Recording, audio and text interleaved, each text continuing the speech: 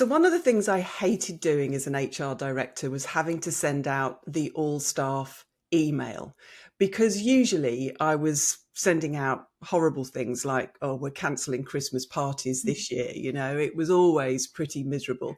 And then you'd get a whole load of emails back with angry, unhappy staff. So it was always an unpleasant experience. But this one time I sent an email, I can't remember what it was about now. And I got a phone call, which was unusual at the BBC because they used to like to write emails rather than call direct. But it was a guy in the newsroom and he said, oh, hi, Lucy, I just want to give you some feedback on your email. And my heart sank. And he said, your emails are crap. And I was like, well, thanks very much, Jim. That's great. And then he went on to say, he said, because they're just not you. They're boring, they're dull, and nobody really wants to read them. And apart from being slightly offended, I kind of looked back at my emails and I thought, actually, he's right. I was so concerned in my communications to be, accurate and fair and balanced. And I'm not saying that I should have been making jokes when I was cancelling Christmas parties, but there was something about the way that we communicated it, way we communicated in HR, that it was all about accuracy. It was all about being balanced and reasonable. And it just ended up feeling a bit sterile and boring. This episode is all about how we can make our communications in HR really impactful. How can we cut through? How can we grab their attention? And with me to discuss this is my co-founder of Disruptive HR, Karen Moran. Hi, Karen. Hello. Great to be here. Oh, it's lovely to have you here. And now I know you share my view that HR comms can lack impact. So what do you think the problem is? Yeah, I think you've just summed it up really with your BBC story. I think we try and, we're so worried, aren't we, that we want everything to be the truth and we've got the evidence. So we give them lots of facts. And then we rely on our PowerPoint slides, don't we? And if we're letting managers loose, then they have their scripts of what they're. Oh God, yeah, they've got to have a detailed script. Say this, then. And it's normally, all the sort of stats about the business. It might be, I don't know, D&I stories, data, churn figures. We've all been there, haven't we? We've sat and looked at PowerPoints and just thought, oh gosh, I don't want to be here. And I think that it's natural, isn't it? I think we kind of work on the assumption that if we have this kind of clear business rationale, if we appeal to people's logic and we give them clarity, they're going to go, yes, come on, let's do this. Let's make this change. But unfortunately, I'm not sure that it's working for us. No, I mean, I think the biggest problem is that our brains aren't wired that way, are they? No. If we present people with logic, facts, data, it only really appeals to that part of the brain that is about, analysis and processing information. And yet what we're often trying to do with our communications is to get a reaction. We want people to engage with it. We want them to remember it. We want to inspire action. But if we're only presenting facts, data, and logic in a kind of slightly inauthentic way, we're not going to get that emotional response. If they kind of engage with it on an intellectual level, rather than us winning over hearts and minds, it's like the inner cynic is woken up, isn't it? So if we really want our comms to land, then, and this is, I suppose, the first trend that we want to look at, is that we need to get better at telling stories. We do. And I think you and I have seen some brilliant examples about how companies are doing this differently. So we've got Santander, and they introduced carpool karaoke. I love that. And I just love that because it was getting their leaders in a car, in a casual setting, and they would just talk about how the bank was doing, the goals, but also more personal stories about them, which of course is what we really want to know. We want to know about their lives. We want to know about their career challenges. So I just think that's just again the stories that make us just feel much more intrigued and interested. There's another company, Dropbox, and they do this with kind of career stories. And for them, it was around trying to move people away from thinking they needed like this kind of clearly defined career path.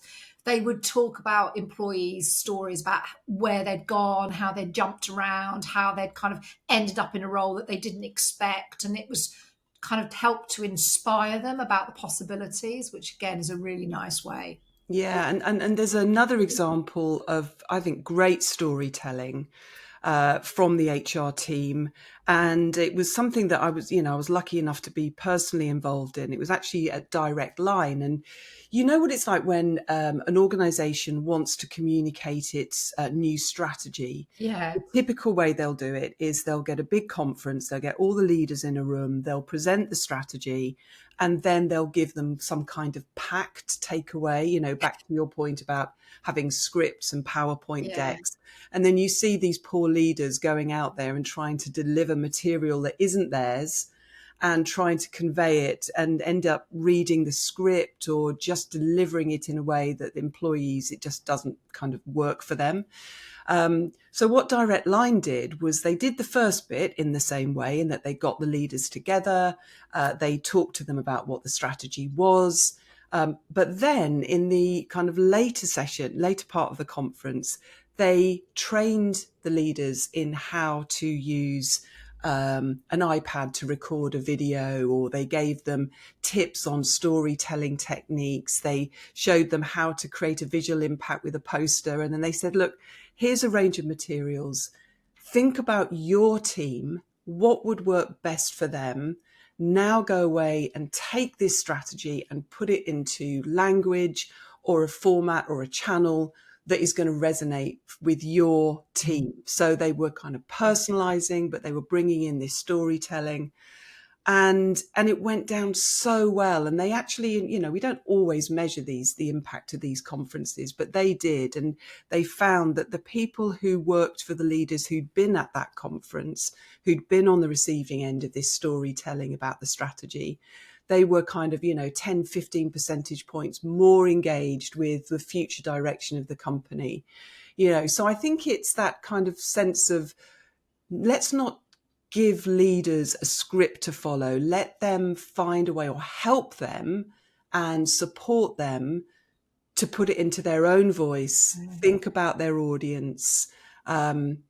So yeah, I think the storytelling is definitely something that we need to get better at, and it doesn't always feel comfortable, but I think it definitely is something that we're seeing is a trend in HR communications, that storytelling, that authenticity is being brought through. And I think this kind of leads us to the second trend that we're seeing in HR comms, which is kind of honesty, Yeah.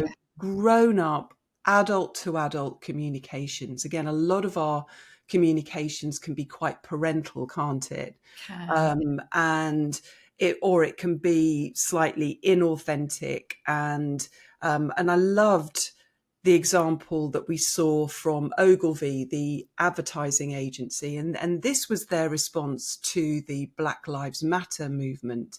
During that period, so many chief execs and HR teams were thinking, right, well, how do we convince our people that we're great at this, and that, we have a much more ethnically diverse workforce than perhaps they realize. And they went in straight into action. Whereas what Ogilvy did was that they put out a letter.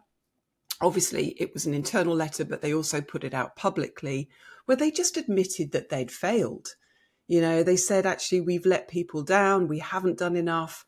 And I thought that was so powerful, because what it does is that it at least establishes some trust before you then move into perhaps doing other activities and carrying out different campaigns. And I think that honesty Yeah. is at the heart of that, that authentic communications. If we feel that it's too scripted, that it's too contrived, we don't trust it. No. And you remember at the BBC, we had our internal newsletter, which was called Ariel. Yeah. And I remember when I was going through my budget when I first arrived, and I saw this item in the budget for this newsletter. And I thought, yeah, great, that's fine. And then I was told that Ariel newsletter, the employee newsletter, was editorially independent. And I was like, what? No, You mean we don't can't do that. control it? We don't have total control over it. And it was uncomfortable, wasn't it? They would kind of Yeah. criticize leadership, they would criticize what we were doing. And I'm thinking, I'm paying for this out of my budget, and they're being critical of our latest performance management wheeze or They were whatever. probably right, Lucy. They probably were, actually. And I think, despite the fact that it was uncomfortable at times, it was read by everybody. People trusted it. Yeah. It felt authentic, and obviously was in line with the BBC's values about being editorially independent and authenticity and trust. And so I think sometimes that kind of need to just tell it like it is, even if it's uncomfortable, is definitely that trend that we're seeing around, authentic, Yeah. honest, grown-up communications, even if it feels uncomfortable. Yeah, and I think even if it feels uncomfortable and you're going through something, that's really scary for people, or people are worried, actually that kind of human honesty really works. So do Yeah. you remember that example? Was it WD-40, where, I mean, it was a long time ago now, back in the financial crisis in 2008, but they came out with a statement saying our motto is going to be no lying, no faking, no hiding. And I just think that we just relate to that, don't we? And automatically feel that we've got a bit more trust.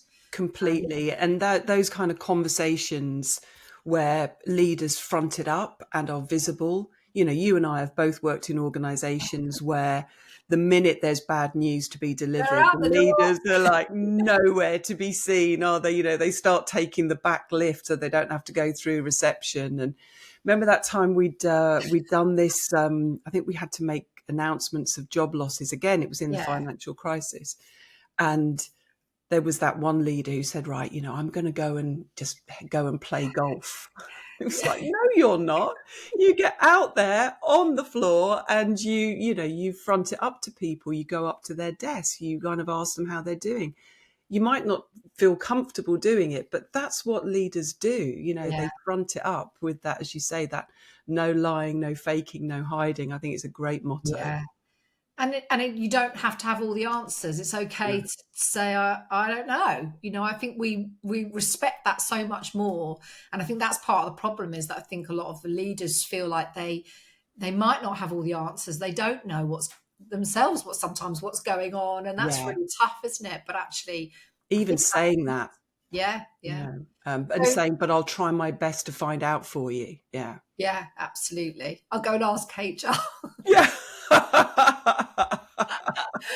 Okay, so I'm just thinking. So I think one of the next trends that we're seeing is about this kind of little and often. And the important part of this little and often comms is that it comes direct from leaders. So I don't know about you, Lucy, but I feel like we've kind of over-engineered internal comms a bit, haven't we? We've kind of, somewhere along the way, we've built these kind of internal comm teams, and you can almost see leaders sort of stepping back, Yeah. feeling like, oh, that's not my responsibility anymore. And so we're sending these messages out that are feeling a bit distant, a bit corporate. Do you remember that bank we worked with? And we spoke to some of the employees there in these kind of focus groups, and they all admitted that they'd got their anything that was from internal comms was on auto delete. Auto delete. That makes you feel great, doesn't it? I'm Uh, sure there's been some people who've had our HR emails on auto delete. yeah, Maybe definitely. we'll try it with certain things now. That sounds really, really helpful. So I think we want to hear from our leaders, don't we? That's who we really want to hear from. And so we can do that in, quick notes, quick WhatsApp, short videos, but just human, direct, rather than that kind of very crafted sort of all staff email. So we've Yeah. got Deutsche Telekom do this really well. So when they were trying to connect people who were working hybrid, they realized that just sending out these kind of facts wasn't working. And so they created a little employee app.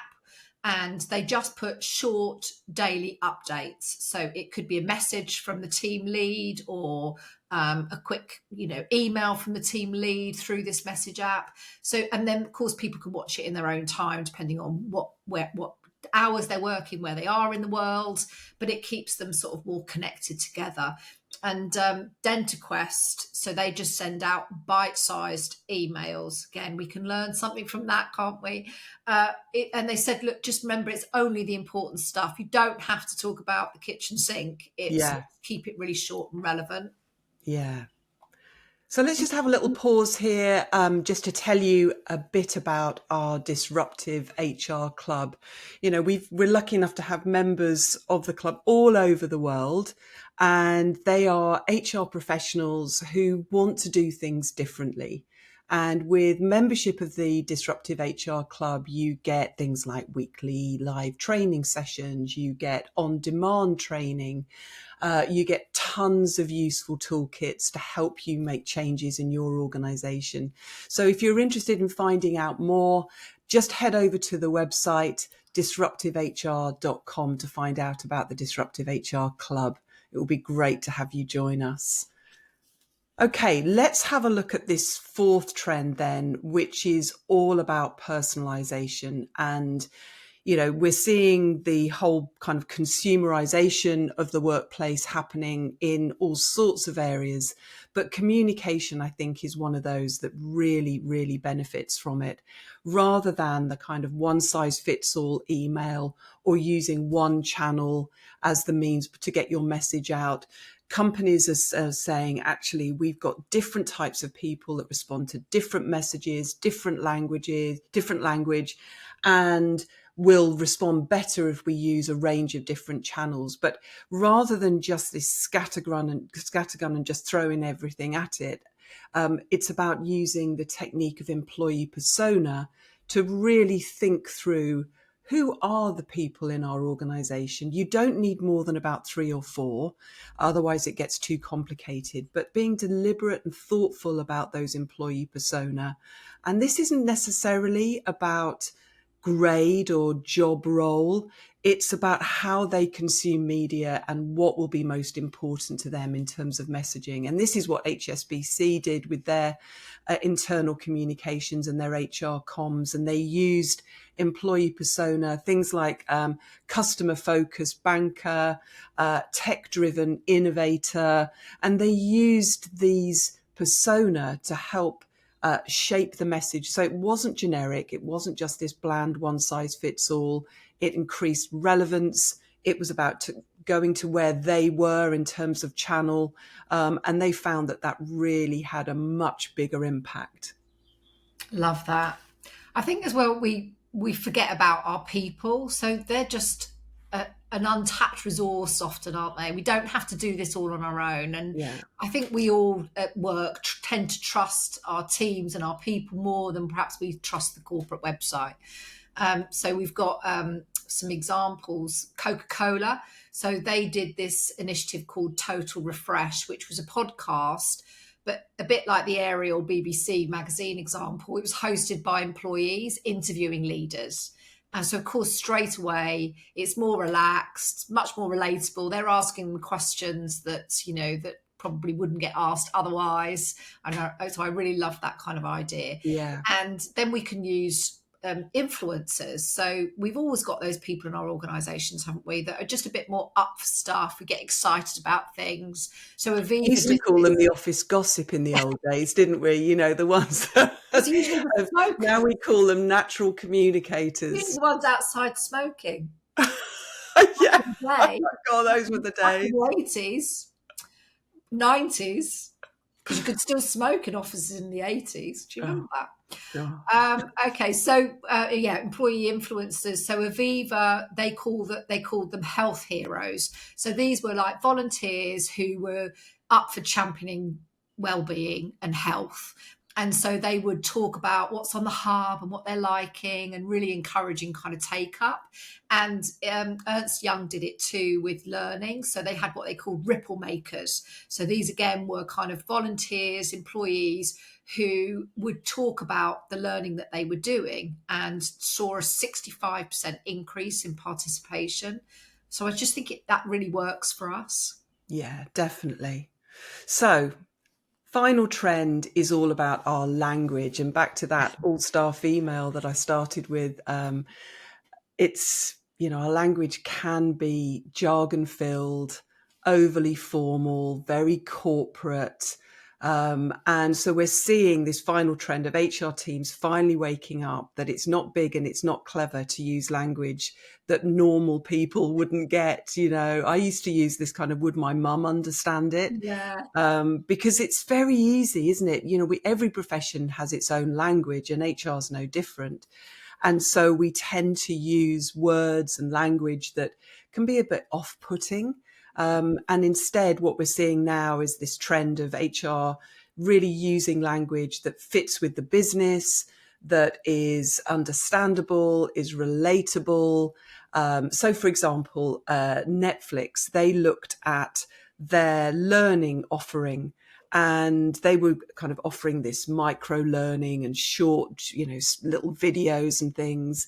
And they called it binge learning, because actually that's what we do with Netflix, isn't it? Yeah. We can binge watch. So it was tapping into language that people in the organization completely got. Or Hearst Publishing, when they looked at their performance management approach, they said, look, actually, let's just change the wording and call it career conversations. Because if you think about it, performance management or performance appraisal sounds really judgy. And, I'm not sure anybody wants to go and have a performance appraisal, but a career conversation, that's something that a lot of Yeah. people might want. Yeah, exactly. So I think, we're kind of waking up to the fact that using language that's really accessible doesn't actually damage our credibility. It actually improves it. So, yeah, user-friendly, relatable. Yeah, I think we can all perhaps go back and look at our kind of handbooks and just think about how might we say it differently so that it feels more relevant. So some examples we've got, when we think about code of conduct, it's like, code of conduct. So instead we're seeing things like the way we work together makes much Yeah, more sense. that's great. The employee wellness program, it is, your health and happiness. The probation period, which Oh is God, I mean, the word probation actually means the early release of an offender subject to supervision. If you Google it, that's what it means. And yeah, that's what we put people what on. are we doing? So we're seeing companies talking about it as being the settling in period or the honeymoon period, Oh, the even. one I like is the getting to know each other period. Yeah, that's Because again, it's two-way, isn't it? It's not that we're kind of we're going trying to to catch you assess out. you. Yeah. It's we're actually getting to know each other. Yeah, and then I think the other one I like is the thought. I mean, competency framework. Oh I just God. what competency framework? Would your mum understand that? And instead, we're seeing things like skills for success. We can just be a bit more creative, can't we? Yeah, and a bit more human. A And more, bit more human. And I think, so we kind of sum it up. Great communications for HR is about being honest and authentic.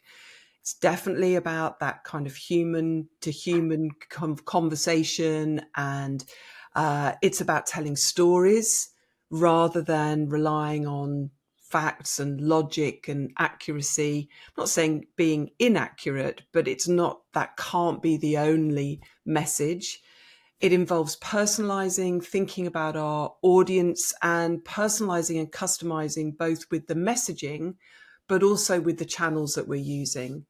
And finally, it's about dropping that formal language and jargon to make it much more appealing.